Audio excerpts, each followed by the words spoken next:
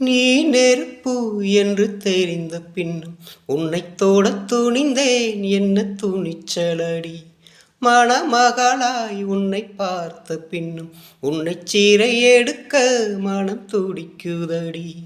மரபு வேலிக்குள் நீ இருக்க மறக்க நினைக்கிறேன், முடியவில்லை.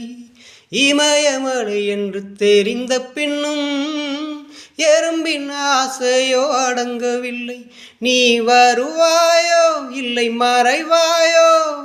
ஏன் ஏன் ஏன் ஏன் ஏன் தன்னை தருவாயோ இல்லை கரைவாயோ? உன்னை பார்த்த பின்பு நானாக இல்லையே, என் நினைவு தெரிந்து நான் இது போல இல்லையே.